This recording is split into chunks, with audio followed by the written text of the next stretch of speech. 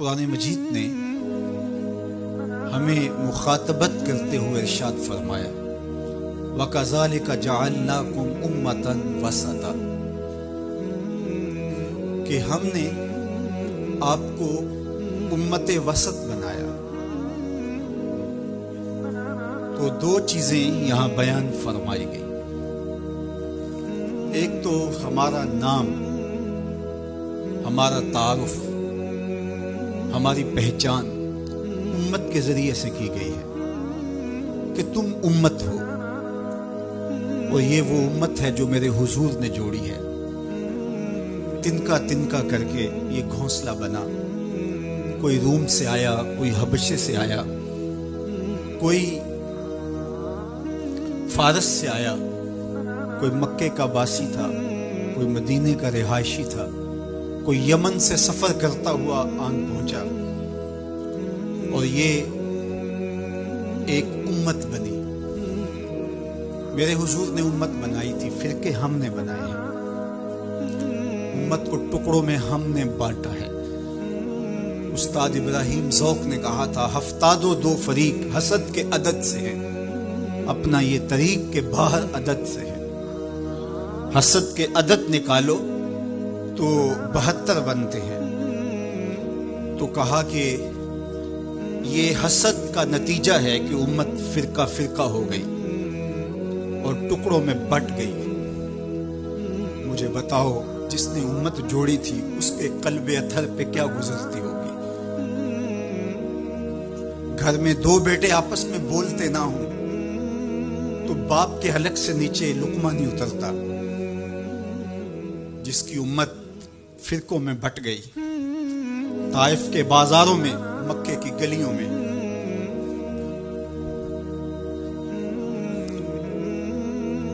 اور کہاں کہاں میرے حضور نے اس امت کے لیے دکھ جھیلے، تکلیفیں سہی، تو یہ امت ٹکڑوں میں بٹ گئی۔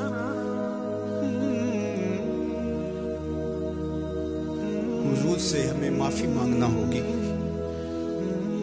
چھوڑ کے آپ کا دامن رحمت، آقا ہم سے بھول ہوئی، کھو دی اپنی قدر و قیمت، آقا ہم سے بھول ہوئی۔ دیکھ ہماری آنکھ مچولی، اپنے سینے اپنی گولی، بھول گئے ہم درس اخوت، آقا ہم سے بھول ہوئی۔ بن گئے سیم و زر کے بندے، تن کے اجلے من کے گندے، لٹ گئی ہم سے فقر کی دولت، آقا ہم سے بھول ہوئی۔ دنیا کے ٹھکرائے ہوئے ہیں، تیرے در پہ آئے ہوئے ہیں، کھول دے اپنا باب رحمت، آقا ہم سے بھول ہوئی۔ ہم سے غلطی ہوئی کہ ہم ٹکڑوں میں بٹ گئے، ہم گروہوں میں بٹ گئے، اور اس کا نتیجہ کیا ہے؟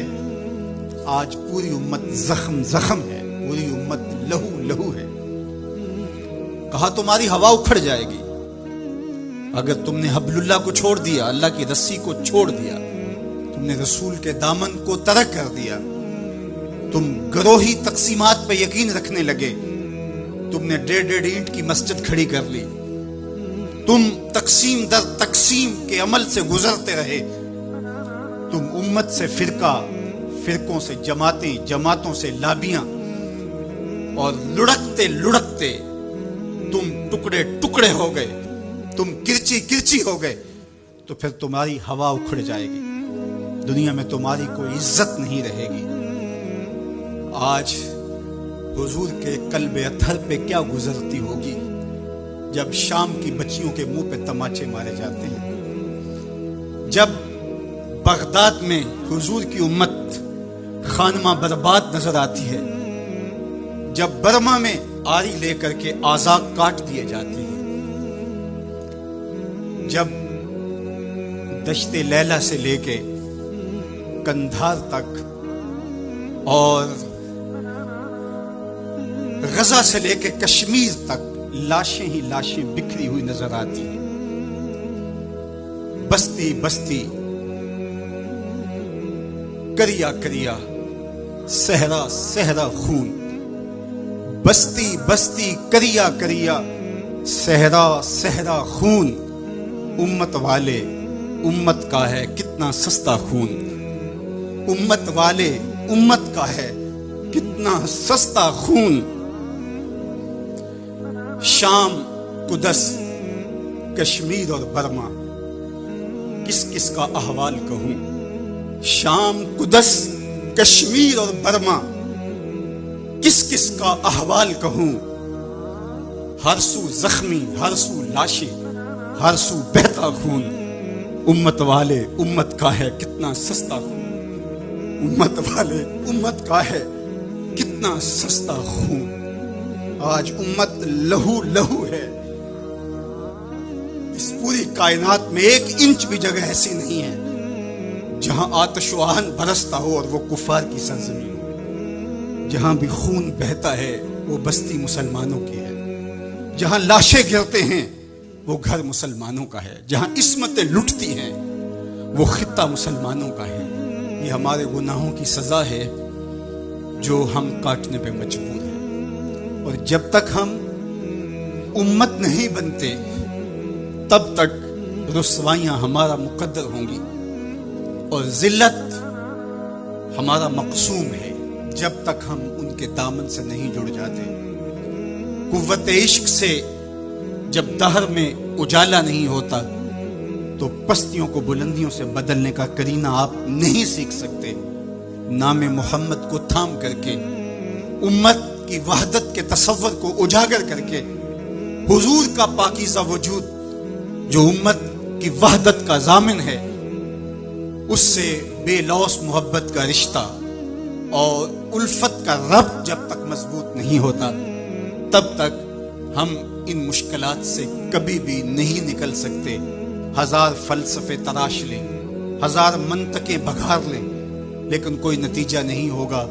تمہیں نتیجہ تب ہی ملے گا جب حضور کے قلب اطہر کو آرام پہنچاؤ گے، جب امت بن جاؤ گے، جب حضور علیہ السلام سے وابستگی اپنا شعار زندگی بنا لو گے تو پھر دہر میں اجالا اور روشنی حضور علیہ السلام کے نام کے صدقے سے نصیب ہوگی اور تقدیر کا قاضی تمہاری سزائیں معاف کر دے گا اور پھر نتیجہ تمہارے سامنے اس صورت میں نمودار ہوگا کہ تم بحر و بر کے مالک ٹھہرو گے اور کائنات کے اندر حضور کے ساتھ وفا کے رشتے کے نتیجے کے اندر لوح بھی تمہارے ہاتھ میں ہوگا، قلم بھی تمہارا ہی مقدر ہوگا. لیکن شرط یہ ہے کہ تم صحیح معنی کے اندر امت بن جاؤ. وَأَنْتُمُ الْأَعْلَوْنَ إِن كُنتُم مُؤْمِنِينَ. یہ میرے رب کا وعدہ ہے اور میرے رب کے وعدے سچے ہوتے ہیں. کہا تم ان کے بن کے تو دیکھو، عزت کا تاج میں تمہارے سر پہ رکھوں گا. یہ تمہاری غلطیوں کی تمہیں سزا دی جا رہی ہیں، عزتیں تمہارے لیے ہیں، وقار تمہارے لیے ہے، لیکن شرط یہ ہے کہ تم میرے بھی بن جاؤ، میرے رسول کے بھی بن جاؤ. تو پھر عزتیں تمہارا مقدر ہوں گی اور شانیں تمہیں عطا کی جائیں گی. تمہیں عزتوں کی مسندوں پہ بٹھایا جائے گا.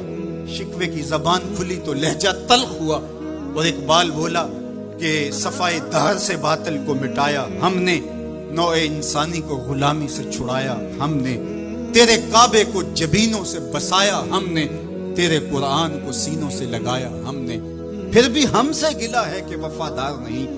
ہم وفادار نہیں، تو بھی تو دلدار نہیں. تو آواز آئی صفائے دہر سے باطل کو مٹایا کس نے، نوع انسانی کو غلامی سے چھڑایا کس نے، میرے کعبے کو جبینوں سے بسایا کس نے، میرے قرآن کو سینوں سے لگایا کس نے. تھے تو آبا وہ تمہارے ہی مگر تم کیا ہو، ہاتھ پہ ہاتھ دھرے منتظر فردا ہو.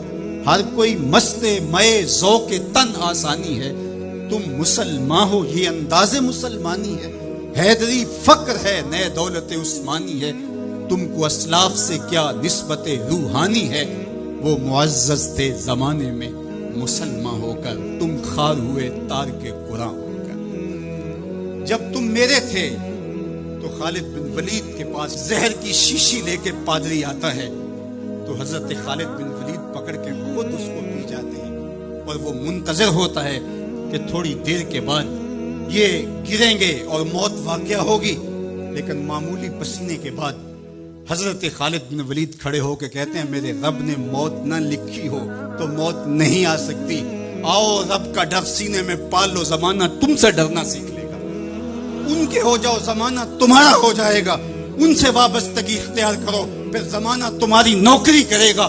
پھر میں اقبال کے لہجے میں کہنا چاہوں گا کہ محمد سے وفا تو نے تو ہم تیرے ہیں. یہ جہاں چیز ہے کیا لوح و قلم تیرے ہیں. پھر کائنات تمہاری باج گزار ہوگی, تمہاری دہلیز کی لونڈی ہوگی, زمانہ تمہارا نوکر ہوگا. شرط یہ ہے تم امت بن کے رہو. تم نے امت بننا ہے, تم نے رسول اللہ کا غلام بننا ہے. تمہارا لب و لہجہ بتائے ہم حضور کی امتی ہیں, تمہارا طرز زندگی بتائے تم حضور کی امتی ہو, تمہارا کردار بتائے تم ترازو پہ کچھ تول رہے ہو تو لوگ دوسری طرف بھی منہ کر کے کھڑے ہو جائیں یہ غلط نہیں تول سکتا, یہ امت رسول ہے.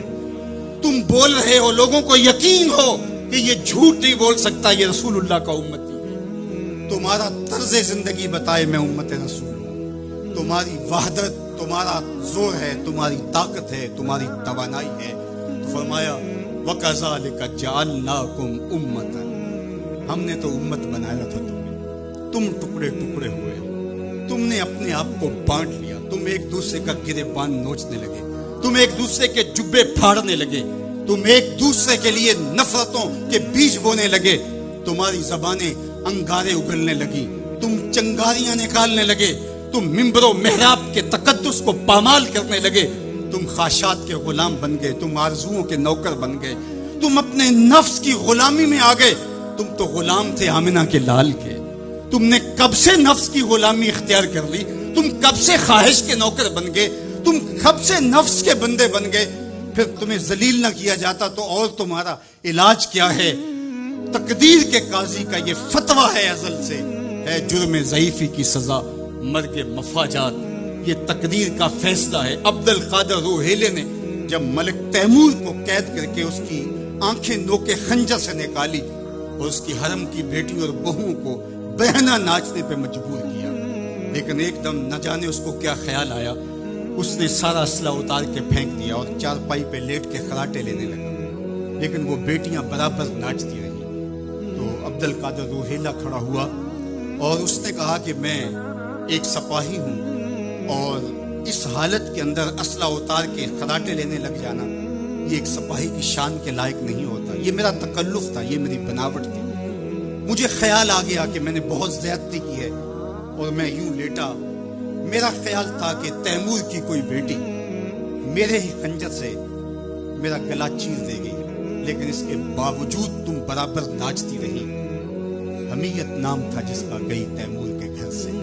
اس نے کہا کہ اب میں حق بجانب ہوں جو میں نے آپ کے ساتھ کیا, اس لیے کہ میرے خنجر کو پڑا ہوا دیکھ کے اور مجھے خراٹے لیتے ہوئے دیکھنے کے باوجود بھی جب تم ناچ رہی ہو تو پھر میں نے غلط نہیں کیا. تمہارا علاج یہی تھا, جب ہماری بیٹیاں غیروں کے نرغے میں ہوں, جب ہمارے گلے چیرے جا رہے ہوں, جب شام اجڑ رہا ہو, جب برما میں آریوں کے ساتھ انسانی اعضاء کاٹے جا رہے ہوں, جب بغداد کے اندر اس امت کی شہزادیاں بھیک مانگنے پہ مجبور ہوں, تو مجھے بتاؤ اس زمانے میں بھی ہم ایک دوسرے کے گریبان نوچیں گے؟ تو پھر جو ہمارے ساتھ ہو رہا ہے یہ ہماری سزا تھی. ہمیں امت بنایا گیا تھا, ہم نفس کے غلام بن گئے, ہم خواہشات کے نوکر بن گئے. تو میرے رب نے کہا وَكَذَلِكَ جَعَلْنَاكُمْ أُمَّةً. دوسری بات وسطا, تمہیں امت وسط بنایا. امت وسط اس کے 3 معنی امام قرطبی نے کیے ہیں, باعظمت امت, باکمال امت, اور تیسرا معنی معتدل امت. عظمت کے جس معراج پہ تمہیں بٹھایا تھا وہ کسی اور کا مقصود نہیں تھا. جعلت لی الارض مسجدا, پوری کائنات کو تمہارے لیے مسجد بنا دیا گیا, تمہیں یہ عزت دی. حضور نے فرمایا میں آخری نبی ہوں, وانتم آخر الامم, اور تم آخری امت ہو. پس خدا بر ما شریعت ختم کر, بر رسول ما رسالت ختم کر. ہمیں آخری امت بنایا گیا. کنتم خیر امت اخرجت للناس تامرون بالمعروف وتنہون عن المنکر. یہ مجھے کہا گیا, یہ آپ کو کہا گیا, تم خیر امت ہو. ذرا گریبان میں جھانک کر کے دیکھیں, مجھے کہا گیا میں خیر ہوں, آپ کو کہا گیا خیر ہوں. یار یہ نسبت میرے حضور کی ہے. تو تم خیر سے جڑے ہو, تم بھی خیر بن گئے ہو, تم خیر امت ہو. تمہیں عزتوں کی مسجد دی گئی, جو معراج, جو مقام, جو مرتبہ, جو رفعت تمہیں دیا گیا, وہ کسی اور کا مقصوم نہیں ہے، تم خیر امت قرار پائے۔ اللہ اکبر، تو کہا اس سے مراد باعظمت امت ہے۔ دوسرا معنی با کمال امت، جو عزت، جو شرف، جو مرتبہ، جو مقام تمہیں دیا گیا، جو کمال، عروج اور بانکپن تمہارا مقصود ہے، وہ کسی اور امت کا مقصود نہیں ہے۔ حضور نے ارشاد فرمایا، ایک بندہ صبح سے لے کر کے ظہر تک مزدوری کرتا ہے، اس کو ایک قیراط دیا جاتا ہے۔ ایک ظہر سے لے کر عصر تک مزدوری کرتا ہے، اس کا وقت تھوڑا ہے لیکن مزدوری اس کو بھی ایک قیراط دی جاتی ہے۔ اور تیسرا شخص عصر سے لے کر مغرب تک مزدوری کرتا ہے، دونوں سے کم تھوڑا وقت لگاتا ہے لیکن اس کو 2 قیراط دیے جاتے ہیں۔ فرمایا پہلی مثال یہود کی ہے، دوسری مثال نصارہ کی ہے، اور تیسری مثال میری امت کی ہے۔ تھوڑے عمل پر زیادہ اجر رکھا گیا۔ من جاء بالحسنۃ فلہ عشر امثالہا، ایک نیکی کرو گے 10 کا ثواب ملے گا۔ یہ اس امت کو اعزاز دیا گیا، یہ امت کو تکریم دی گئی۔ ایک بچہ حفظ قرآن کرتا ہے اور اپنے خاندان کے لوگوں کی شفاعت کرتا چلا جاتا ہے۔ بڑھاپے میں اترتا ہے ایک شخص، عمر کی کثرت کی وجہ سے وہ خاندان کی شفاعت کا اہل ہو جاتا ہے۔ کیا کیا شرف نہیں دیے گئے، کیا کیا مقام نہیں دیا گیا۔ اس امت کو عزتوں کی مسند پہ بٹھا دیا گیا۔ قیامت کے دن آزائے وضو سے چمکتی ہوئی یہ امت سامنے آئے گی، دور سے پہچانے جائیں گے یہ محمد عربی کے غلام ہیں، کیونکہ ان کے آزاد چمک رہیں گے، روشنی نکل رہی ہوگی ان کے وجود سے۔ تیسرا معنی امت وسط کا، معتدل امت، اعتدال کی راہوں پہ چلنے والی، نہ یہود کی طرح اور نہ نصارہ کی طرح افراط و تفریط کا شکار نہیں ہوں گے، بلکہ یہ اعتدال کی راہوں پہ گامزن، عقائد میں، اعمال میں، رویوں میں، طرز زندگی میں، انداز معاشرت میں، گفتگو میں، کلام میں، ہر لحاظ سے یہ اعتدال کی راہوں کے مسافر ہیں۔ جب یہ امت اعتدال کی راہوں سے نکلی اور ان میں غلوف پیدا ہوا یا ان کے اندر تفریط پیدا ہوئی تو نتیجہ یہ ہوا امت اپنے وقار کو کھو بیٹھی۔ یہود نے شان الوہیت اور شان رسالت کے اندر تنقیص کر دی اور انبیاء علیہم السلام کی دشمنی مول لی اور کتنے نبیوں کو ناحق قتل کیا۔ بنی اسرائیل نے 70 نبی شہید کیے۔ آج اگر راہ خدا میں ہمیں کوئی تکلیف پہنچتی ہے تو میں اور آپ ہوتے کون ہیں؟ اس راستے کے اندر تو نبی شہید کیے گئے۔ امام رازی نے تفسیر کبیر میں لکھا ہے کہ مکے سے طائف تک 70 ایسے نبیوں کی قبریں ہیں جن کی وفات صرف بھوک کی وجہ سے ہوئی۔ یہ دین یوں ہی ہمارے تک نہیں پہنچا، یہ قدریں ہمارے تک یوں ہی نہیں پہنچی، ہمارے اسلاف کی قربانیوں کا نتیجہ ہے۔ اور دوسری جانب نصارہ نے انبیاء کے باب میں ایسا غلوف کیا اور توحید کے عقیدے کو بھی بگاڑ کے رکھ دیا، حضرت عیسیٰ کو خدا کا بیٹا قرار دے دیا۔ تقانیم ثلاثہ میں مبتلا ہو کر کے 3 وجودوں کو انہوں نے معبود قرار دیا اور 3 وجودوں کے مجموعے کو الہ کہا۔ افراط اور تفریط کی راہوں پہ گامزن ہونے والے گمراہیوں کا شکار ہوئے، لیکن مجھے میرے دین نے، میرے اسلام نے جو عقیدہ دیا وہ صراط مستقیم کا عقیدہ دیا۔ اور ہر روز ہر نمازی ہر نماز کی ہر رکعت میں اصالتاً یا وقالتاً یہ کہتا ہے اہدنا الصراط المستقیم۔ یہ اتنی ضرورت ہے ہماری کہ اللہ سے مستقیم راہ مانگے کہ چونکہ دونوں جانب لڑکنے کے اندیشے لمحہ لمحہ موجود ہیں، پھر اس کو اجالنے کے لیے آگے کہہ دیا کہ غیر المغضوب علیہم ولا الضالین، یعنی نہ تو گمراہوں کا راستہ اور نہ جن پر تیرا غضب ہوا ان کا راستہ، نہ افراط نہ تفریط کی راہ۔ مالک مجھے مستقیم راہوں کا مسافر رکھنا، سیدھی راہ پہ گامزن رکھنا، کیونکہ سیدھی راہ پہ گامزن ہونا ہی ہدایت کی علامت ہے۔ جب ترازو کے دونوں پلڑے برابر رہتے ہیں تو اس کو عدل کہتے ہیں، اسی سے اعتدال نکلا ہے۔ کوئی پلڑا جھکا نہیں تو عدل کا نظم خراب نہیں ہوا۔ تم لمحہ لمحہ عدل کی راہوں پہ گامزن رہو گے، اپنا محاسبہ کرتے رہو گے، اپنے عقائد کا محاسبہ کرتے رہو گے۔ تمہارے عقائد میں خرابی نہیں آنی چاہیے۔ تمہارے 3 بنیادی عقیدے ہیں، عقیدہ توحید، عقیدہ رسالت اور عقیدہ آخرت، ان عقیدوں میں کبھی بھی بگاڑ نہ آنے دینا۔ اللہ جل شانہ کی جو شانیں ہیں، اللہ کی جو عظمت ہے، وہ تمہارے رگ و ریشہ میں ہر وقت اس کا رعب اور اس کی خشیت موجود رہنی چاہیے۔ انبیاء علیہ السلام کی عظمتوں کے باوجود کہیں ایسا نہ ہو کہ تمہارے عقیدوں کے اندر خرابی آئے اور تم کہیں غلوف کا شکار ہو جاؤ، جس طرح کہ نصارہ نے کیا۔ اللہ کی شانیں، اللہ کی عظمتیں وراء الورا ہیں۔ اور پھر دوسری بات، کہیں ایسا نہ ہو کہ توحید کے نشے میں تم انبیاء کی تکثیر کرنے لگ جاؤ اور نبی کی شان تمہارے لیے تکلیف کا سبب بننے لگ جائیں، شاید اس سے توحید میں کوئی فرق آتا ہے۔ میاں توحید میں فرق نبی کی عظمت سے کیسے آئے گا؟ اس لیے کہ نبی کو عظمت دینے والا تو میرا رب ہی ہے۔ وَرَفَعْنَا لَكَ ذِكْرَكَ۔ اور پھر تیسری بات، عقیدہ آخرت۔ آخرت کا عقیدہ یہ ہے کہ ہم نے اس دنیا پر بیٹھ نہیں رہنا، بہرحال اللہ کی طرف سے جو اس کے علم میں متعین ہماری زندگی ہے، اس کو گزارنے کے بعد ہم نے یہاں سے رخصت ہونا ہے۔ وہ ہم جوانی میں چلے جائیں، ہم بڑھاپے میں چلے جائیں، یا ارذل العمر کے بعد ہم اس دنیا سے رخصت ہوں، یا بچپن میں چلے جائیں، یہ ہمارے علم میں نہیں ہے، یہ ہم سے مخفی رکھا گیا، یہ اللہ کی حکمت ہے۔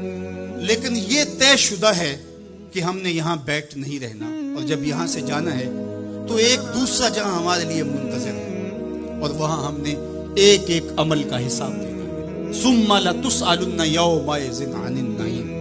اس دن ایک ایک عمل کے بارے میں پوچھا جائے گا۔ اللہ اگر چاہے تو ہم سے گرفت کر لے، اور اگر چاہے تو اپنے کرم سے معاف کر دے۔ اگر وہ معاف کرنا چاہے تو کوئی پوچھ نہیں سکتا کہ اتنا بڑا پاپی اور مجرم تھا، اسے معاف کیوں کیا گیا۔ اور اگر وہ گرفت کرنا چاہے تو کسی کو حق نہیں ہے کہ وہ یہ کہہ سکے کہ مجھے گرفت کیوں کی گئی۔ تو ایمان بیم و رجا کے درمیان، الایمان بین الخوف والرجا، ایمان خوف اور امید کی درمیانی کیفیت میں، ڈر بھی لگا رہے، دھڑکا بھی لگا رہے، اور امید کے چراغ بھی بجھنے نہ پائے۔ فضل دی آس ہے مینوں تے نالے ڈر بھی آتا ہے۔ فضل کی امید بھی رہے لیکن خوف بھی طاری رہے، پکڑا بھی جا سکتا ہوں، گرفت بھی ہو سکتی ہے، اس کی پکڑ بھی بڑی سخت ہے۔ ان بطش ربک لشدید، تیرے رب کی پکڑ بہت سخت ہے، جب وہ پکڑتا ہے تو پھر کوئی اس سے اپنے آپ کو چھڑوا نہیں سکتا۔ اللہ اکبر۔ تو اس کی پکڑ کا خوف بھی رہے لیکن وہ کریم بھی ہے، وہ معاف کرنا چاہے۔ ما یفعل اللہ بعذابکم، وہ تمہیں عذاب دے کے کیا کرے گا؟ اگر تم اس کا شکر کرنا سیکھ جاؤ تو وہ تو تمہارا رب ہے، وہ تمہیں عذاب دے کے کیا کرے گا؟ تو امید بھی روشن رہے اور خوف بھی طاری رہے۔ تمہید الایمان کے اندر شیخ عبدالحق محدث دہلوی علیہ رحمہ حضرت سیدنا عمر رضی اللہ تعالیٰ عنہ کا قول بیان کرتے ہیں کہ وہ فرماتے ہیں کہ اگر مجھے یہ پتا چلے کہ سارے لوگ جنت میں جائیں گے، ایک شخص جہنمی ہوگا، تو میں ڈرتا ہوں کہیں وہ ایک میں ہی نہ ہو جاؤں۔ اور اگر مجھے یہ پتا چلے کہ سارے لوگ جہنم میں جائیں گے اور ایک ہی جنت میں جائے گا، تو مجھے امید ہوگی شاید وہ ایک میں ہی ہو جاؤں۔ اور ہم کہتے ہیں فلاں اگر جنت میں چلا گیا، فلاں اگر بخشا گیا تو میں بھی چلا جاؤں۔ ہم نے اپنی آخرت دوسرے سے جوڑ دی، فلاں بخشا گیا تو میں بھی بخشا جاؤں۔ وہ کہتے ہیں اگر سارے جنت میں جائیں، یہ خبر ہو کہ ایک نے جہنم میں جانا ہے، تو میں ڈرتا ہوں کہیں وہ ایک میں ہی نہ ہو جاؤں، وہ میں ہی نہ پھنس جاؤں۔ ایک بچہ تھا، گھر سے روتا ہوا نکل گیا اور جنگلوں کے اندر آنسو بہاتا ہے۔ کوئی درویش ملا، اس نے کہا کیا ہوا؟ کہا مجھے اللہ سے بڑا ڈر لگتا ہے۔ میرے حضرت قبلہ خواجہ محمد یعقوب مصطفی رحمۃ اللہ تعالی علیہ، آپ کے یہاں نشان پڑ گئے تھے رو رو کے، ان کی ہڈیوں میں درد بھرا ہوا تھا، یہاں رو رو کے نشان پڑ گئے تھے۔ تو یہاں ایک بزرگ ہوتے تھے انتقال کر کے، وہ کہتے ہیں ایک دن میں گیا تو انہوں نے دونوں اپنے گھٹنے کھڑے کیے تھے اور اپنی باہیں اس کے گرد لپیٹی ہوئی تھی اور ایسے سر جھکایا تھا۔ تو میں نے جا کے سلام کیا، انہوں نے سر اٹھایا تو میں نے کہا کہ آپ اتنا روتے کیوں ہیں؟ تو کہتے ہیں کہ ان کے انداز نے میرے اندر درد بھر دیا۔ انہوں نے ایسے سب اٹھایا اور کہا اس سے ڈر آتا ہے، اس سے ڈر آتا ہے۔ کرم دی آس ہے مینوں تے نالے ڈر بھی آتا ہے، فضل دی آس ہے مینوں تے نالے ڈر۔ یہ امید کہ میری बख्शिश व मग़फ़िरत हो और ये खौफ कि अगर मैं पकड़ा गया। तो वो बच्चा रो रहा था, तो उस फकीर ने पूछा, बेटे क्यों रो रहे? अल्लाह का डर।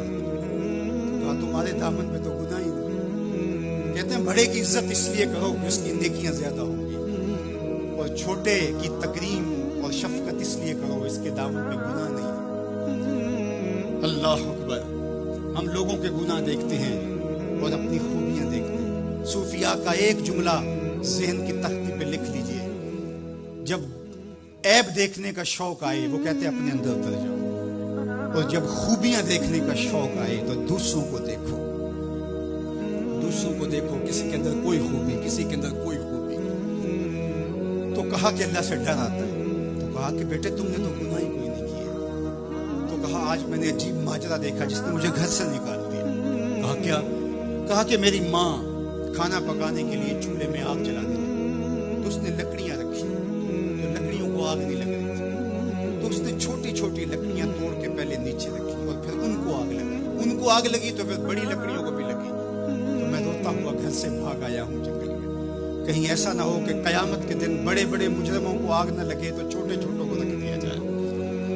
तो जब खौफ सरायत करता है तो यहाँ उम्र नहीं देखी जाती, और बुढ़ा पापी सबसे बदतरीन शख्स वो है जो बुढ़ापे के बावजूद भी बदकारी नहीं छोड़ता। कहते हैं जब कोई बंदा 40 साल का होता है फिर उसका उज़्र बाकी नहीं रहता, 40 साल तक उसका उज़्र बाकी रहता है। लेकिन जब 40 साल का हो जाए, अब सन्ने कोहूलत में आ गया, अब अगर वो गुनाह करता है तो कोई उज़्र नहीं है। हड्डियां कंबन गोडे खड़कन ते उड़ गया लक तेरा, अजे भी बदियों बाज ना आयो जियो मरद दलेरा। या अय्युहल इंसान मा गर्रका बिरब्बिकल करीम। मेरा रब पुकार पुकार के कह रहा है, ओ भागने वाले इंसान आजा पलट के, तेरा रब बड़ा ही करीम। मैं ये बात 100 बार कही, मेरे सुनने वाले मुझसे 1000 बार सुन चुके, लेकिन लफ्जों की चाशनी और उम्मीद की ऐसी जगमगाती किरणें रोशन होती हैं कि दिल में चराना हो जाता है। और जब मैं ये बोल रहा होता हूं तो मेरे अंदर फुलझड़ियां फूट रही होती हैं, और अल्लाह के तशक्कुर के अंदर दर्द की कैफियत भी पैदा हो रही होती है कि वो रहमत भरे लहजे में पुकार के कह रहे, सरकश को, मुतमर्रद को, बागी को, जो उसकी दहलीज छोड़ के भाग गया, ओ भागने वाले आजा पलट के, तेरा रब बड़ा ही करीम है। कोई ऐसे भी आवाज देता है, कोई ऐसे भी मुजरम को पुकारता है। यहां रुक के मैं एक और जुमला भी कहना चाहता हूं। एतदाल में हुकूकुल्लाह और हुकूकुल इबाद की जो लोगों ने तकसीम की और उसका अपना माना मुतय्यन किया, वो एक मशहूर तो है लेकिन हकीकतन वो माना मुतय्यन नहीं है। अल्लाह के हक फाइक है मखलूक के हक से। अमूमी तौर पे कहा जाता है यार हुकूकुल्लाह की खैर है, बस हुकूकुल इबाद का ख्याल रखो, ये अमूमी बात कही जाती है। तो ये बात अच्छी तरह ज़हन नशीन कर रहे हैं, ये भी आपके आमाल में और आपकी अफकार में और आपके नजरियात में गलूफ पैदा हो गया कि आपने अल्लाह के हक को कमतर समझ लिया और मखलूक के हक को गालिब समझ लिया। ऐसा नहीं है, अल्लाह के हक सबसे ज्यादा है।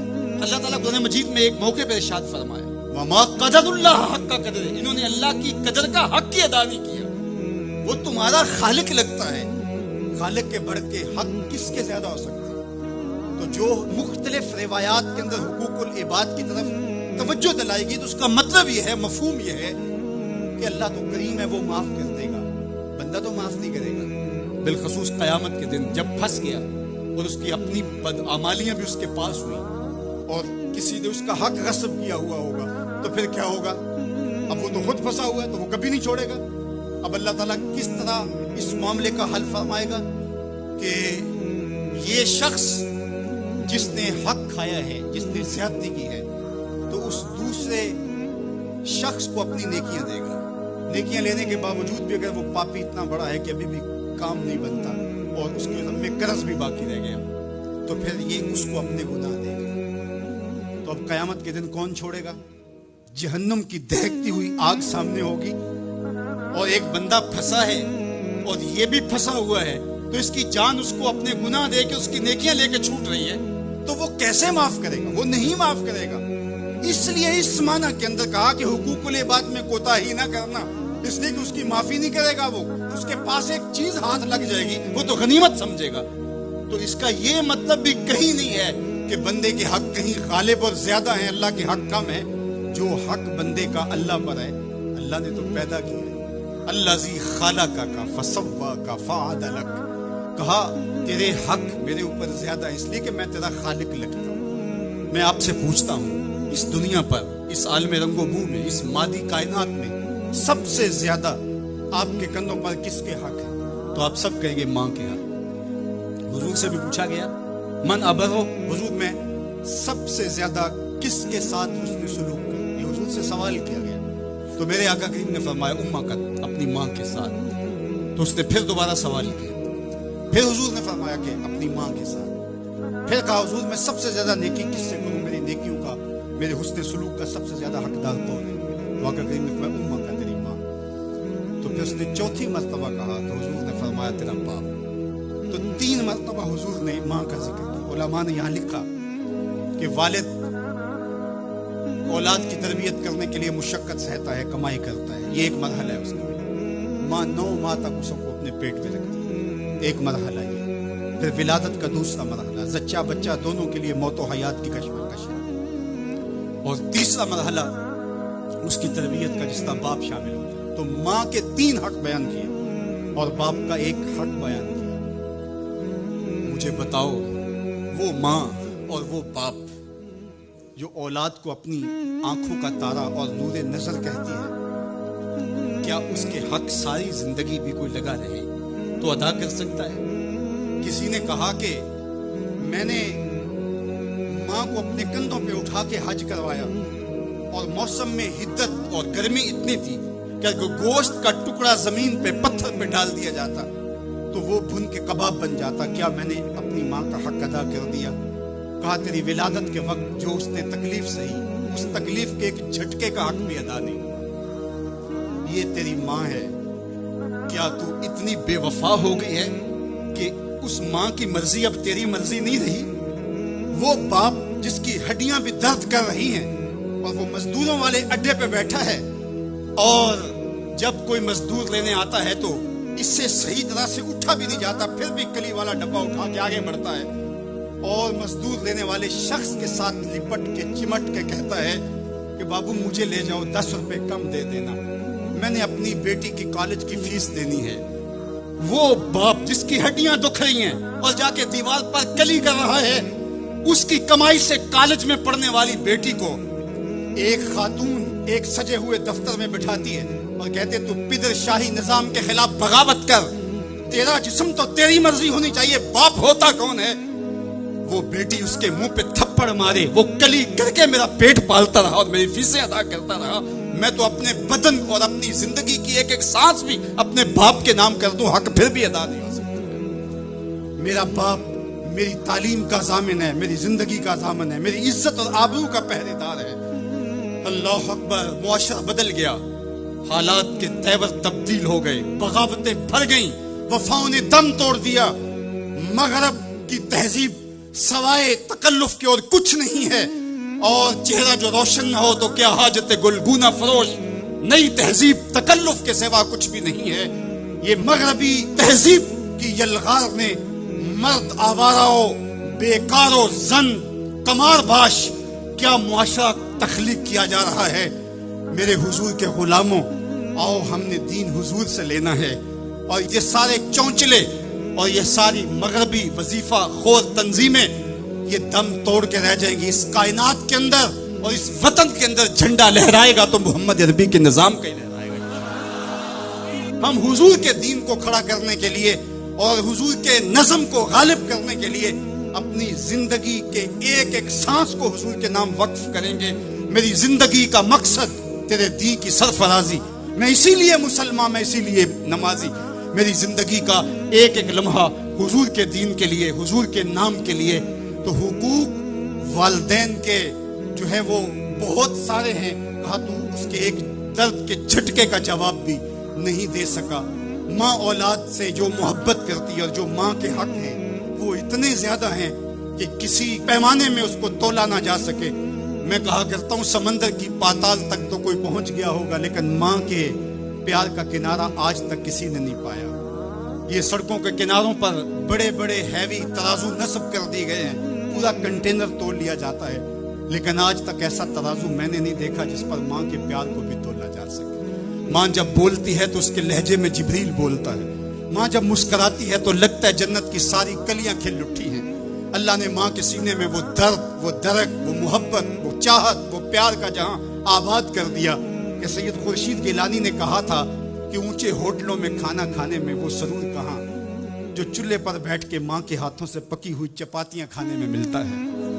اور کہا اونچے اونچے اسٹیجوں پہ حضرت صاحب، عالی جناب، مفتی صاحب، قبلہ عالم، کیا کیا لفظ سننے کو ملتے ہیں، لیکن ان لفظوں میں وہ چاشنی کیا جو ماں کی زبان سے ہوئے مٹھو ہوئے ببلو کے اندر رکھی گئی ہے۔ ماں کے سینے میں تڑپتی ہوئی ممتا اور محبتوں کا جہاں، اس کی کوئی مثال ہی نہیں ہے۔ ماں کو اتنا پیار کیوں ہے اور ساری زندگی ماں کے حق ادا کرتا رہے پھر بھی حق ادا نہ ہو، کیوں؟ اس لیے کہ ماں نے جنم دیا ہے۔ یہی جواب ہے نا آپ کا کہ ماں اتنا پیار اس لیے کرتے، اس کے حق کتنے ہیں کہ میرے حضور نے کہا پھر ماں، پھر ماں، پھر ماں۔ اتنے حق کیوں ہیں؟ اس لیے کہ اس نے جنم دیا ہے۔ میرے جملے کو بار بار آپ نے سنا ہوگا، پھر سن لیجئے، جس نے جنم دیا ہے اس کو اتنا پیار ہے اور اس کے اتنے حق ہیں، تو جس نے خلق کیا ہے اس کو کتنا پیار ہوگا اور اس کے کتنے حق ہوں گے۔ تو اللہ کے حق غالب ہیں۔ تو یہ جو حقوق العباد کی تلقین کی جاتی ہے تو اس کا مفہوم یہ ہے کہ اس کی معافی نہیں ہوگی۔ انسان ہے، نہیں معاف کرے گا، وہ کریم ہے، معاف کر دے گا۔ تو اس کا یہ مطلب کبھی بھی نہیں نکلتا کہ جو ہے وہ اللہ کے حق کوئی کمزور ہے اور مخلوق کے حق غالب ہے۔ ہمارے اوپر سب سے بڑا حق ہمارے اللہ کا ہے، پھر رسول اللہ کے حق ہے، پھر اس کے بعد ہماری ماں کے، ہمارے باپ کے، ہمارے مرشدوں کے، ہمارے استاد۔ ہم احسان فراموش لوگ نہیں ہیں، ہم جس کا بھی حق ہو اس کو پورا کرتے ہیں۔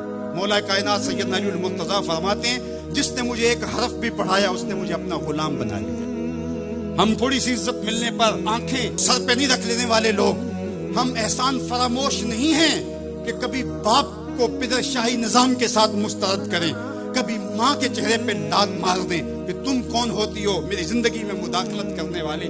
ہم تو رشتہ بھی کرنا ہوتا ہے تو بوڑھی دادی امی سے بھی پوچھتے ہیں، جب تک وہ ہاں نہیں کرتی تو گھر کے اندر ماحول ہی نہیں بنتا ہے۔ ہمارا دین، ہمارا کلچر، ہماری تہذیب، ہمارا تمدن ہمیں یہ سکھاتا ہے لیسا منا من لم یرحم صغیرنا ولم یوقر کبیرنا، جو چھوٹوں کے ساتھ شفقت سے پیش نہیں آتا اور بڑوں کے ساتھ جو ہے وہ توقیر سے پیش نہیں آتا۔ میرے حضور نے فرمایا میرے ساتھ اس کا کوئی تعلق، کوئی ربط، کوئی رشتہ نہیں ہے۔ تو ہمارا دین تو ہمیں یہی سکھاتا ہے۔ تو بیم اور رجا کے درمیان ہمیں یہ سکھایا گیا۔ بات احترام کی چلی تو عقیدوں کے اندر جب غلوف پیدا ہوتا ہے تو اغیار کی سازشوں کا ہم نادیدہ اور دیدہ طور پہ شکار ہو جاتے ہیں۔ اقبال نے آج سے صدیوں قبل یہ بات جو ہے وہ ہونے والے حادثات کی نشاندہی کرتے ہوئے اپنے زمانے میں کہا تھا کہ تو کہ نشناسی خفی راز جلی ہوشیار باش، اے گرفتار ابو بکر و علی ہوشیار باش۔ کہا تو نہیں جانتا کہ تیرے ساتھ کیا کھیل کھیلا جا رہا ہے، ابو بکر اور علی کو آپس میں مقابل کھڑا کرنے والے ہوشیار ہو جا۔ یہ غیار کی سازش ہے، یہ دونوں کرنیں سینہ محمد عربی کی ہیں۔ ابو بکر بھی حضور کے ہیں، علی بھی حضور کے ہیں، عثمان بھی حضور کے ہیں، اصحاب بھی رسول کے ہیں، اہل بیت بھی حضور کے ہیں۔ ہم ان کی چوکھٹ کے فقیر بھی ہیں اور ان کے در کے بھی غلام ہیں۔ ہم تو غلام ابن غلام ابن غلام ہیں۔ ہمیں تو ان کی وساطت سے دین ملا ہے۔ ہم ایک کا نام لے کر کے دوسرے کی نفی نہیں کر سکتے۔ اللہ کے محبوب علیہ الصلوۃ والسلام نے حضرت سیدنا علی المرتضیٰ کو دیکھا اور فرمایا، مسند امام احمد بن حنبل نے اس کو روایت کیا، نہج البلاغہ میں موجود ہے۔ سیدنا علی المرتضیٰ فرماتے حضور نے میرے بارے فرمایا، یہلک فی رجلان محب مفرط و مبغض۔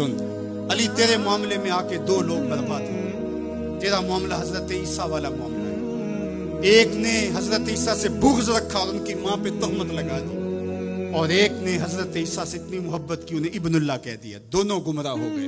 فرمایا تیرا معاملہ بھی حضرت عیسیٰ کا ہے۔ یہلک فی رجلان، حضرت علی خود فرماتے ہیں میرے معاملے میں دو لوگ برباد ہو گئے، محب مفرط و مبغض۔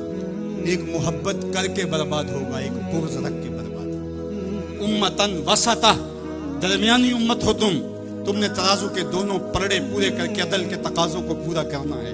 ایسا نہ ہو کہ علی کی محبت آنکھوں پہ پنٹی باندھ دے، تمہیں ابو بکر بھی نظر نہ آئے، تمہیں غارے سور کی بلندیوں پر اپنے کندھوں پہ حضور کو اٹھا کے لے جانے والا صدیق بھی دکھائی نہ دے، اور تمہیں جو ہے وہ دشمن کے آگے سینہ تان کے کھڑے ہونے والا فاروق بھی دکھائی نہ دے، اپنا سارا مال حضور کی راہوں میں خرچ کر دینے والا تمہیں عثمان نظر ہی نہ آئے، تم یوں اندھے ہو جاؤ، اور ایسا بھی نہ ہو جانا کہ علی کا نام لیا جائے تمہاری طبیعت میں بے چینی آ جائے، تمہارے چہرے کا رنگ بدلنے لگے، تم علی کا نام گوارا نہ کرو۔ جس علی کا ذکر بھی عبادت ہے، تمہیں ٹھنڈ کیوں نہیں پڑتی ہے، تمہیں تسکین کیوں نہیں ہوتی ہے؟ تو کہا نہ ادھر لڑکنا نہ ادھر لڑکنا، نہ تم گمراہیوں کا شکار، وَكَذَلِكَ جَعَلْنَاكُمْ أُمَّةً وَسَطًا، تم امت وسط بن کے رہنا، تم ترازو کے دونوں پلڑے برابر رکھنا۔ اور میں آپ کو امت وسط کے حوالے سے ایک ضروری بات وہ بھی بتانا چاہتا ہوں، وہ یہ کہ میرا اسلام، میرا دین امن کا دین ہے، قیام امن دین کے مقاصد میں شامل ہے، لیکن دوسری جانب اگر دشمن کی سرکوبی کے بغیر راستے نہ نکلتے ہو تو اسلام کہتا ہے گھوڑے تیار رکھو، اسلام کہتا ہے تمہاری تیغ براں اس کے سر کو کاٹتی ہوئی آگے بڑھ جائے، تم ان کے جوڑ جوڑ پہ مارو، تمہیں جہاد کا حکم دیا گیا تو ان دونوں پلڑوں کو برابر رکھنا پڑے گا۔ کہیں ایسا نہ ہو کہ تم امن امن کی بات کرتے کرتے جہاد کو ہی بھول جاؤ، اور ایسا بھی نہ ہو کہ تم جہاد کی بات کرتے ہوئے امن کا مذاق اڑانے لگو جو کہ دین کے مقاصد سے ہے۔ جہاد بھی امن کے قیام کے لیے کیا جاتا ہے۔ آپ فقہا سے پوچھیں، فی نفس ہی قتال قبح ہے، حسن نہیں ہے، فی نفس ہی، لیکن یہ حسن کیسے ہوا؟ لغیر ہی ہوا، یعنی چونکہ قتال سے پھر پائیدار امن آئے گا لہٰذا یہ مجبوری قبول کر لی گئی۔ تو اصل امن ہے، امن کے قیام کے لیے جہاد کیا گیا، اور اس میں تمہارا نفس نہیں آنا چاہیے۔ حضرت علی کے منہ پہ تھوک دیا جاتا ہے، پیچھے ہٹ جاتے ہیں، علی کا نفس شامل ہے۔ یہ ہمارا دین ہے، شہادت ہے مطلوب و مقصود مومن، نہ مال غنیمت نہ کشور کشائی، شہرت پسندی کے لیے۔ ابو امامہ الباہلی فرماتے ہیں حضور علیہ السلام سے پوچھا، ایک شخص شہید ہو جاتا ہے، جان راہ خدا میں وار دیتا ہے، لیکن اس کے دل میں ہے کہ چلو میری شہرت بھی ہو جائے تو اس کو اجر ملے گا، میرے حضور نے فلاں شیء لہو، اسے کوئی اجر نہیں ملے۔ تو کہتے ہیں میں سمجھا کہ میں اس بات کو صحیح طور سے بیان نہیں کر پایا، تو میں نے پھر کہا حضور اعلاء کلمت الحق کے لیے، دین کی سربلندی کے لیے اس نے پوچھا، لیکن ساتھ یہ بھی ہے کہ چلو ناموری بھی تو ہوگی۔ حضور نے پھر فرمایا فلا شیء لہو، اسے کوئی اجر نہیں ملے۔ تیسری مرتبہ پھر پوچھا حضور اس کا مقصد اللہ کے جھنڈے کو اونچا کرنا، اعلاء کلمت الحق، لیکن ساتھ یہ بھی ہے چلو ناموری بھی تو ہوگی۔ میرے حضور نے پھر فرمایا فلا شیء لہو، اور پھر مزید وضاحت کرتے ہوئے فرمایا اللہ صرف اسی عمل کو قبول کرتا جو محض اس کے لیے کیا، تیرے عمل میں اخلاص ہو تو اس کا اجر کچھ اور ہے، حور و خیام سے گزر، بادہ و جام سے گزر، محض اس کی رضا کے لیے عمل ہو تو وہ جہاد جہاد ہے، ورنہ وہ جہاد، وہ قتال جہاد ہی نہیں ہے جو نفس کے لیے کیا جائے، جو مال غنیمت کے لیے کیا جائے، جو لوگوں میں بڑھوتری، جو زمین کی ہوس میں کیا جائے، جو خواہشات نفس کے لیے کیا جائے۔ تو ہمیں جہاد کے لیے بھی شرائط دی گئی، لیکن اس کا مقصد امن کا قیام ہے۔ تو بعض اوقات ہم یہاں توازن برقرار نہیں رکھ پاتے، اور توازن کا برقرار نہ رکھنا بہت سخت نقصان کا سبب بن جاتا ہے۔ یہ بلڈ پریشر تھوڑا سا اوپر نیچے ہو گیا زندگی لے جاتا ہے، اب کہیں یہ تھوڑا سا ہی نیچے ہوا کیا فرق پڑا اس سے؟ میاں اس توازن کا نام ہی تو صحت ہے، صحت کا نام ہی تو زندگی ہے۔ 1262 سے لے کر کے 1290 تک خاقان اعظم قبلائی رہا، اس کے اندر دلچسپی پیدا ہوئی، مختلف مذاہب کی طرف رغبت پیدا ہوئی، اس نے مختلف مذاہب کو ماننے والوں کو اپنے پاس بلایا۔ غلام مرتضیٰ میکش نے یہ تاریخ اسلام میں سارا واقعہ لکھا ہے، اور اس نے بدھ مت کے لاماؤں کو، ہندوؤں کے بڑوں کو، جوگیوں کو، پادریوں کو، سب کو بلا کے کہا مجھے اپنے اپنے مذہب کے حوالے سے کچھ بتاؤ۔ تو جو عالم دین گیا مسلمانوں کی طرف سے، اس نے جہاد کی آیتیں پڑھی، اور جس میں کفار کو قتل کرنے کا حکم نامہ تھا۔ تو قبلائی خان نے کہا کہ تمہارا دین کافروں کو قتل کرنے کی تلقین کرتا ہے؟ اس نے کہا تو کہا پھر آپ ہمیں قتل کیوں نہیں کرتے؟ تو کہا کہ ہمارے پاس طاقت نہیں۔ تو اگر طاقت ہو تو کہا پھر ہم تمہیں کاٹ دیں گے۔ تو اس نے وہی کھڑے کھڑے حکم نامہ جاری کیا کہ ان کا دین اگر ہمیں قتل کرنے کا حکم دیتا ہے، طاقت نہ ہونے کی وجہ سے یہ رکے ہوئے، تو پھر یہ کیوں زندہ بچے؟ اس نے فوراً حکم نامہ جاری کیا جو مسلمان سمجھے اس کو کاٹ دو۔ مسلمان گاجر مولی کی طرح کٹنے لگے، یہ کلمہ حق کہہ کے اس دور کے صوفی بزرگ اور عالم شیخ جلال الدین علیہ رحمہ پتہ چلا کہ یہ ایک عالم کی لغزش سے سب کچھ ہوا ہے، عالم کا پھسلنا عالم کا پھسلنا ہے۔ تو گئے جا کے بادشاہ کو کہا کہ بادشاہ کیا ماجرا ہوا؟ کہا تمہارا دین ہمیں قتل کرنے کا کہتا ہے اور ہمارے پاس طاقت ہے، ہم آپ کو کیوں چھوڑیں؟ تو کہا صاحب وہ دین کی تعبیر کو سمجھتے نہیں تھے جنہوں نے آپ کو بتایا، حالت جنگ کے یہ احکام ہے۔ عام دنوں کے اندر تو اسلام یہ نہیں کہتا، اور حالت جنگ کے اندر آپ بتائیے کون کسی کو چھوڑتا ہے؟ لیکن میرا اسلام پھر بھی بچوں کو چھوڑتا ہے، پھر بھی خواتین کو چھوڑتا ہے، مذہبی رہنماؤں کو چھوڑتا ہے۔ اس نے کھڑے کھڑے حکم نامہ جاری کیا کہ جو کٹ گئے ابھی تلوار نیام میں ڈال لی جائے۔ تو صاحب جب تک عدل نہیں ہوگا، جب تک آپ یک سیر علم را دامن عقل باید، ایک سیر علم کے لیے 10 من عقل چاہیے، اگر آپ ترازو کے دونوں پلڑے برابر نہیں رکھ سکتے تو تمہیں تولنے کے لیے بٹھایا کس نے؟ میرا رب کہتا ہے وَكَذَلِكَ جَعَلْنَاكُمْ أُمَّةً وَسَطًا، ہم نے تمہیں امت وسط بنایا، ترازو کے دونوں پلڑوں کو برابر رکھنا، دونوں پلڑوں کو جھکنے نہ دینا۔ اللہ کے محبوب علیہ السلام نے دونوں پلڑے رکھے۔ المومن غر کریم، مومن سادہ مزاج ہوتا ہے، بھولا بھالا سیدھا سادہ ہوتا ہے۔ اللہ اکبر۔ اب مومن کا سیدھا سادہ ہونا یہ کہیں ایسا ہی نہ ہو کہ لوگ اس کو داؤ لگاتے رہے۔ کہا فطرتاً تو ایسا ہی ہوتا ہے، اس کی طبع ہے کہ وہ اعتبار کر لیتا ہے، لیکن دوسرے مقام پہ کہا بیلنس بھی کر لو۔ میرے حضور نے ارشاد فرمایا لا یلدغ المؤمن من جوہر واحد مرتين، مومن ایک ہی بل سے 2 مرتبہ ڈنگ نہیں کھاتا۔ اگرچہ وہ چالاک نہیں ہے لیکن زیرک ضرور ہے، اگرچہ وہ مکار نہیں ہے لیکن بصیرت کا نور اللہ نے اس کے سینے میں رکھا ہے۔ کہا اس کی فراست قلبی سے ڈرو، وہ اللہ کے دیے ہوئے نور سے دیکھتا ہے، اس کو اللہ نے چراغاں دی ہے، اللہ نے اس کو روشنی عطا کی ہے۔ عمومی طور پہ کہا جاتا ہے یہ دنیا والے ہیں، یہ دین والے ہیں، اور یہ 2 تقسیمات کر دی جاتی ہیں۔ یہ تقسیمات ہمارا دین ہمیں نہیں سکھاتا۔ دونوں پلڑے برابر رکھو، دنیا بھی اور دین بھی۔ اصل دنیا کیا ہے؟ مولا رومی بولے چیز دنیا از خدا غافل بدن، دنیا ہے کیا؟ خدا سے غافل ہونے کا نام دنیا ہے۔ وہ آپ چاہے منبر پہ بیٹھ کے غافل ہیں یا دکان پہ بیٹھ کے غافل ہیں، وہ آپ دنیا داری کر رہے ہیں۔ یہاں مقصد لوگوں کے دل اپنی طرف موڑنا، لوگوں کی جیبیں ڈھیلی کرنا، لوگوں میں اپنے آپ کو محبوب اور اپنے آپ کو جو ہے وہ لوگوں کا مقصود بنانا، اپنے بت کو تراشتے رہنا کہ لوگ پوجا پاٹ کرتے رہیں۔ یہ منبر پہ دکانداری ہو رہی ہے، اور دوسرا دکان پہ بیٹھا ہے لیکن سچ کا دامن نہیں چھوڑتا۔ میرے حضور نے فرمایا سچا تاجر قیامت کے دن پیغمبروں کے ساتھ اٹھایا جائے۔ تو دنیا اور دین یہ دونوں ساتھ ساتھ چلتے ہیں۔ تو دین اور دنیا 2 الگ الگ خانے نہیں ہیں۔ اسلام ترک دنیا سے روکتا ہے لیکن گھر کے دنیا سے بھی بچنے کی تلقین کرتا ہے۔ رہبانیت کا درس بھی نہیں دیتا۔ لا رہبانیت فی الاسلام، اسلام میں رہبانیت نام کی کوئی چیز نہیں ہے کہ تم گھر بار چھوڑ دو، تم بستی چھوڑ دو، تم کوہ و غار کی زندگی اختیار کرو۔ اسلام کا یہ مزاج نہیں۔ ابھی بات ہو رہی تھی، حضور نے مواخات قائم کیے مدینہ میں، 2 مرتبہ قائم کیے۔ ایک دفعہ حضور نے مکے میں قائم کیے تھوڑے سے ہبا کے درمیان، اور مواخات مدینہ یہ کائنات کا ایک انوکھا باب ہے، اور یہ ایک الگ مضمون اور عنوان ہے کہ 2 افراد کو، ایک انصار لیا اور ایک مہاجر لیا، اور حضور نے ان کے درمیان مواخات قائم کر دی۔ تو حضرت ابو درداء اور حضرت سلمان فارسی کے درمیان حضور نے مواخات قائم کی۔ تو جن کے ساتھ بھائی چارہ تھا وہ پھر حال پوچھنے جاتے تھے کہ میرے بھائی کو پریشانی تو نہیں ہے۔ تو حضرت سلمان فارسی گئے حضرت ابو درداء کے گھر، تو دیکھا کہ حضرت ابو درداء کی بیوی وہ عام سے کپڑوں میں تھی۔ تو انہوں نے کہا کہ میری بہن یہ کیا ماجرا، میلے کچیلے واجبی سے کپڑے؟ تو کہا کہ تمہارے بھائی کو دنیا کے ساتھ کوئی رغبت نہیں ہے، عورت آراستہ ہو۔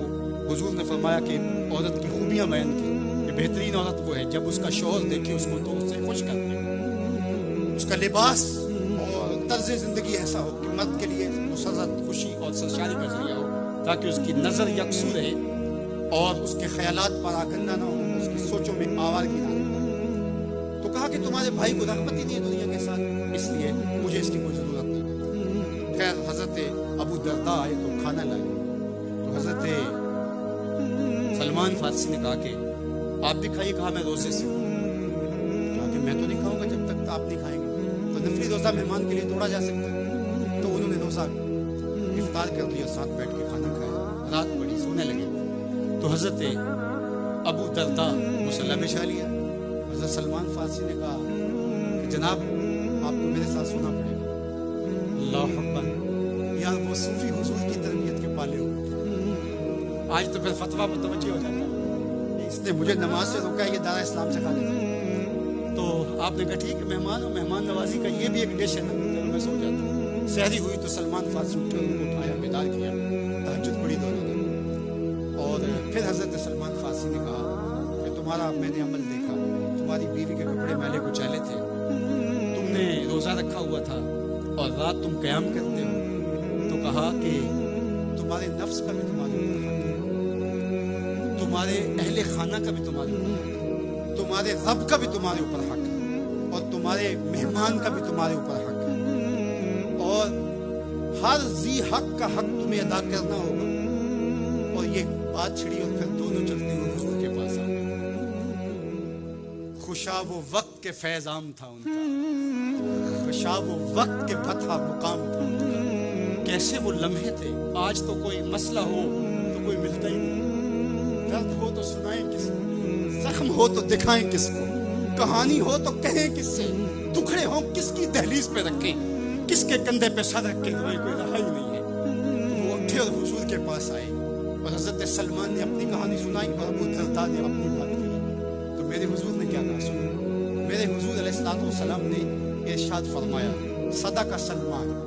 کہا میرے سلمان نے سچ کہا ہے. تو ہمارا دین ہمیں یہ کہتا ہے کہ تمہاری زندگیاں خوبصورت ہو، رب کا حق بھی ادا کرو. اور حضور نے ایک شخص کو دیکھا وہ سخت کمزور ہے. تو آقا کریم نے فرمایا کہ کیا ماجرا ہے، تم بہت کمزور ہو. اس نے کہا کہ بہت ساری مصیبتیں ہیں جو میرا رخ کر رہی ہیں. میرے حضور نے کہا کہ تو نے اللہ سے کوئی دعا تو نہیں مانگی تھی. اللہ اکبر. یہ دل و قلب و نگاہ کے مرشد اولی نے، حضور تو سینوں کے چھپے راز بھی جانتے. کہا کہ تو نے کوئی دعا تو نہیں کی تھی رب سے. کہا جی حضور میں نے اللہ سے دعا کی تھی. کیا دعا مانگی؟ کہا میں نے اللہ سے کہا مالک جو بھی تکلیفیں ہیں مصیبتیں ہیں وہ آخرت کے حصے کی بھی دنیا پہ بھیج دے تاکہ یہیں فارغ ہو کے جاؤں، آخرت میں حساب ہو. تو بڑے دکھڑے ہیں، بڑے غم ہیں، بڑی اذیتیں ہیں، بڑی بیماریاں ہیں جس نے مجھے کمزور کر دیا. تو بظاہر بڑی اچھی بھلی بات تھی کہ سارے دکھڑے دنیا پہ لے لی، آخرت صاف کر لی.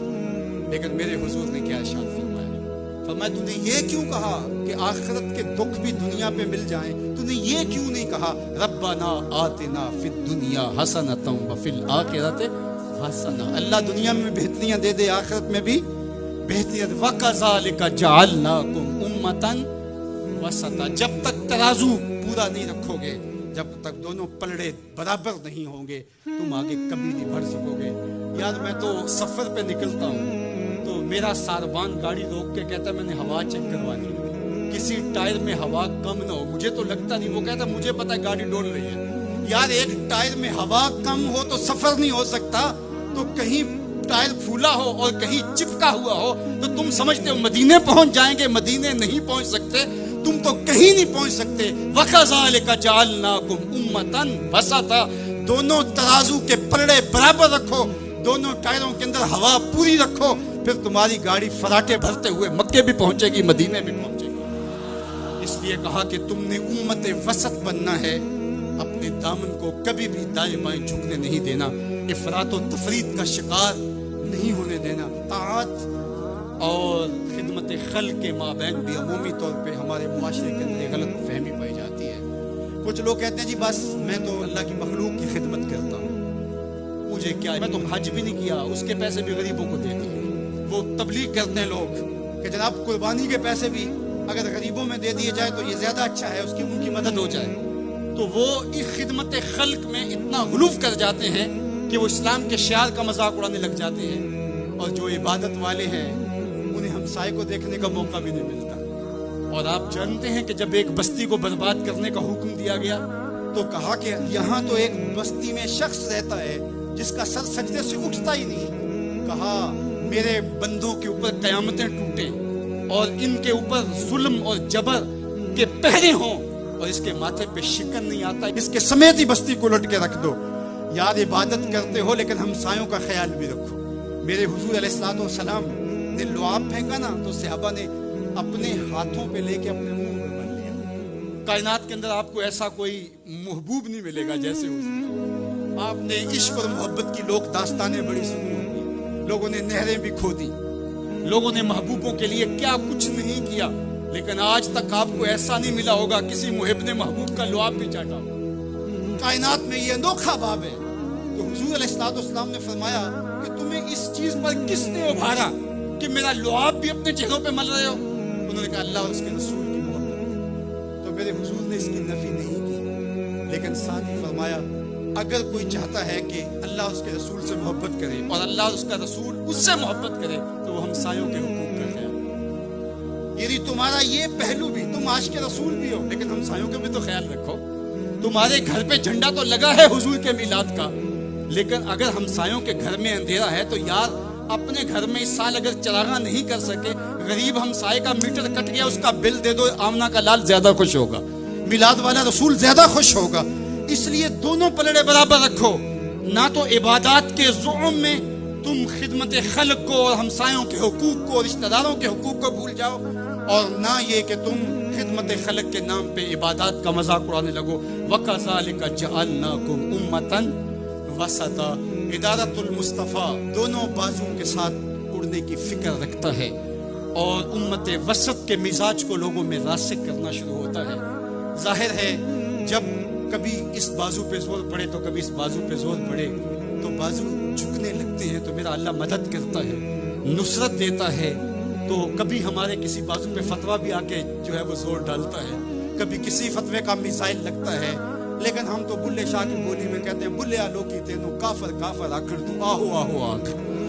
ہمارا کام الجھنا تھوڑا ہے، ہم نے تو آگے بڑھتے ہی چلے جانا ہے، اور ہماری منزل تو مدینہ ہے، ہم نے تو اس کی طرف عازم سفر رہنا ہے۔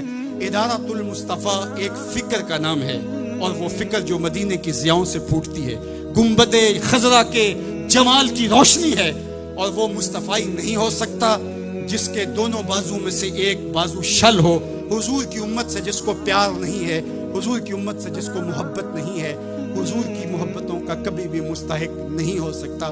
میرے بزرگ فرمایا کرتے تھے جس کے بچوں سے تم پیار کرتے ہو اس کا باپ تم سے پیار کرتا ہے۔ اگر تم چاہو کہ حضور ہم سے پیار کرے تو حضور کی امت سے پیار کرو۔ تو ایک امت بنو، دوسرا امت وسط بنو، تو پھر دیکھنا تمہاری شاہین صفت پرواز اس کو کوئی چھو بھی نہیں سکے گی۔